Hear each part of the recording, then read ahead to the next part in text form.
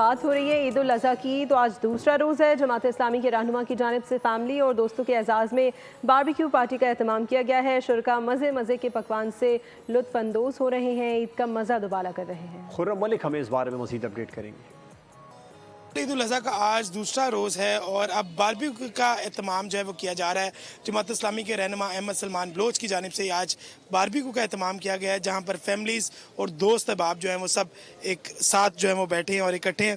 Ahmad Salman Bloch से जानते हैं क्या मैसेज देंगे ईद के हवाले से। अस्सलाम वालेकुम सर।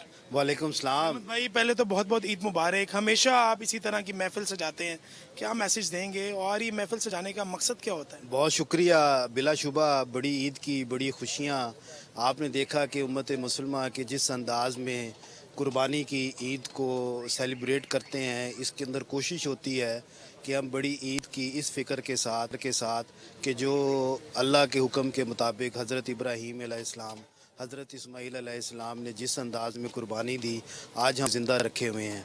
कुर्बानी के अंदर आप देखते हैं कि तमाम तरफ यही होता है कि कुर्बानी हो, गोश्त की तकसीम हो, उसके बाद जो दोस्तों का हिस्सा है, जो अजीज़ों का हिस्सा है, उसमें से जो है कि कीमा भी निकाला जाए, उसमें बारबेक्यू भी बनता है। अहमद सलमान बलोच साहब की जानिब से बताया जा रहा है। तो यहाँ पर तमाम लोग जो हैं वो ठीक है खुर्रम, बहुत खूब शुक्रिया enjoy आपका। कर सब्सक्राइब करें और बेल दबाएं ताकि कोई खबर रह न जाए।